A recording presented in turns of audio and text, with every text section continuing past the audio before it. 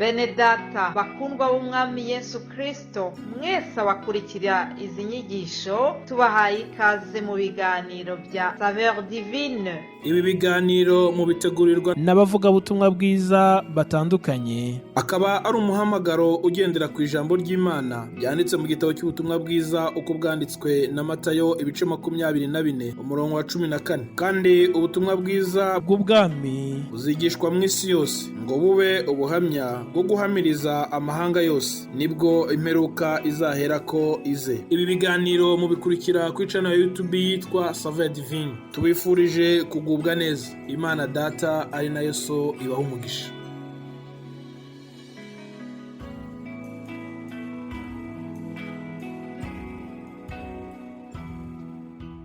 Shalom shalom nshuti z'umusaraba bakundwa mwese bakurikira ibi biganiro bya Saveur Divine. Amahoro ya Kristo nabane namwe. Ngarutse nanone kubw'iki kiganiro muri kumwe na Immaculée Nyiraneza. Nishimiye nanone kubagezaho ijambo ry'Imana. Ndashimira Yesu kubyatambutse. Umukozi w'Imana Samuel Nsengiyumva ejo yatugejejeho amagambo meza, arongera kutwibutsa uburyo Umwuka Wera atwigisha. Yesu amuha umugisha. Uyu munsi rero ndagarutse, nubwo bitari biteganyijwe, ariko byose hamwe bihuriza hamwe kutuzanira ibyiza. Ku bakunda Imana ngo byose bihuriza hamwe kutuzanira ibyiza. Imana ishimwe. Turi mu cyumweru cyiza cyahariwe Umwuka Wera, turimo turitegura kwinjira mu bihe bya Pentecote. Yesu yarakoze kuko ntabwo yadusize nk'imfubyi. Ubwo yazamukaga asubiye mu ijuru kwa Data, yari yabwiye abigishwa be ati ibyiza nuko nagenda, ati cyakora ati muhumure ntabwo nzabasiga nk'imfubyi. Haleluya. Turashimira Imana yuko Yesu atadusize nk'imfubyi, ahubwo ngo yatwohereje Mwuka Wera. Umwuka Wera araza abana natwe, araza atura muri twe. Niwe udukoresha iby'ubutwari, niwe umpa amagambo yo kugabaganiriza, haba mu rurimi rw'Ikinyarwanda cyangwa se mu rurimi rw'Igifaransa. Beneda, ni ukuri turashima Mwuka Wera kuko adufasha byinshi muri uru rugendo. Umuntu atamufite yatagangara, umuntu atamufite yagwa umwuma. Yewe Umwuka Wera iyo wamaze gukama muri wowe wumva yewe biba bimeze nka bya cyuma cyaguye ingese, kwa kundi urugi umuntu arufungura rukajwigira kubera yuko amapata yamaze kugwa ingese, ariko wasigaho amavuta gatoya rwa rusaku rugashira. Haleluya.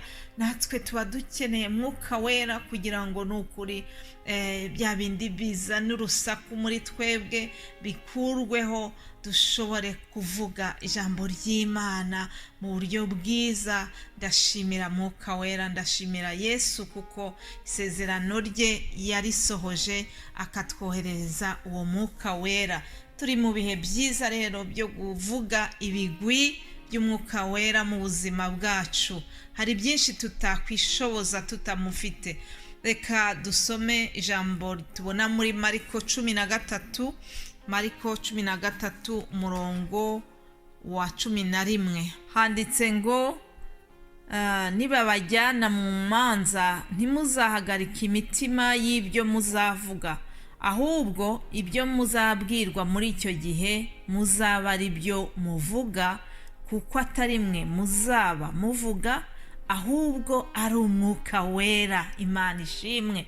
Ngo ntabwo ari mwe muzaba muvuga, ngo ahubwo ni Umwuka Wera. Nshuti z'umusaraba, mwari muzi yuko Umwuka Wera ari we ujyaza akatwongorera. Waba uri no ku ruhimbi uvuga ubutumwa ukumva biri kugenda biza byiyongera, n'ibyo utari wanditse byo kuvuga, ibyo utari wateganyije kwigisha bikajya biza, wumva umwuka bikongorera bikakuzamo. Umwuka Wera niyo source d'inspiration yacu. Iri jambo rero Yesu yaribwiye abigishwa be ababwira ati hari igihe bazabatoteza bakabajyana mu nkiko babahora kuvuga ubutumwa bwiza.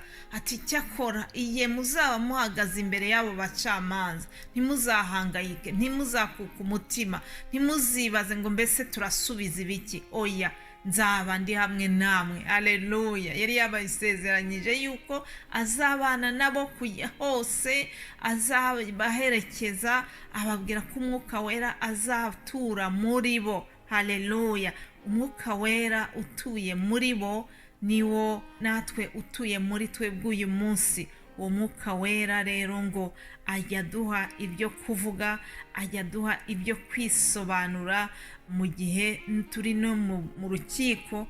Umwuka wera akatubera nk'umwavoka, akaza akaba ari uturengera. Haleluya. Umwuka wera ngo ni umwavoka wacu. Imana ishimwe kuko yaduhaye umwuka wera.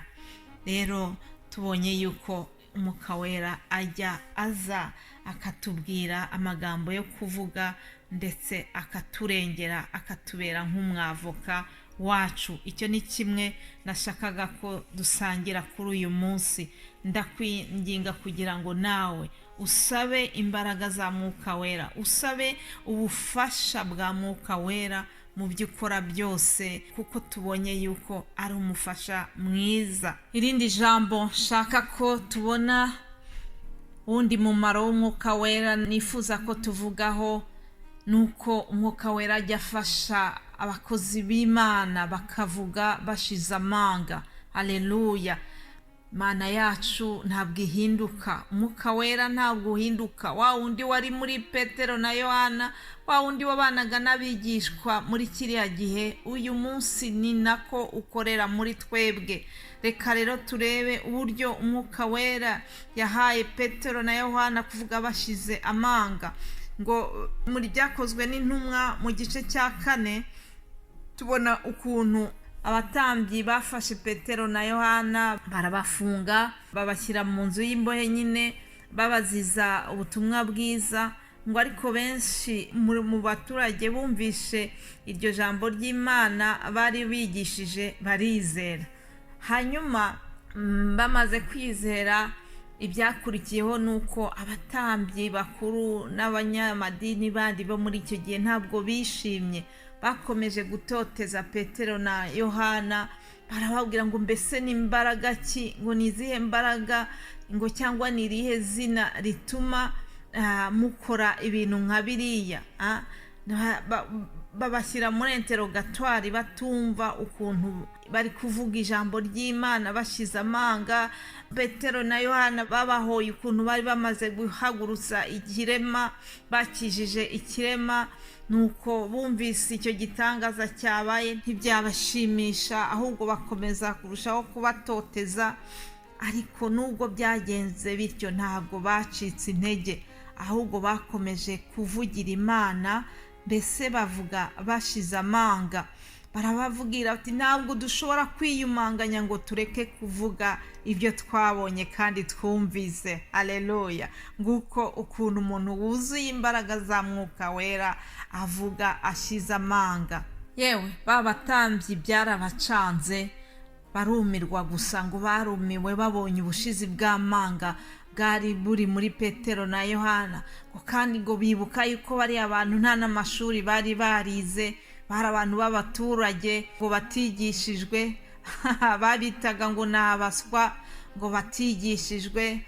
Ariko rero ibya diplome, ibya teoloji nta kintu biba bivuze. Iyo umuntu yasizwe n'Imana, iyo Imana yaguhisemo ikagushyiraho amavuta y'umwuka wera, ntabwo bisaba yuko uba wakoze amashuri ahambaye kugira ngo uvugire Imana ushize amanga. nabonye mwene data uvuga usoma Bibiliya ngo atarigeze ajya mu ishuri, ndetse yahawe n'impano ikomeye yo kuvuga indimi zose kandi atarazize.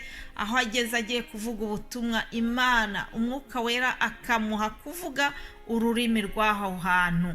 Mwaramwumvise mwene data Pasiteri Yakabumbye. Niba mutaramwumva muzajye kuri YouTube mwandike ngo Pasiteri Yakabumbye, muzabona na témoignage ye, mubona ukuntu Imana ikora ibikomeye. Haleluya!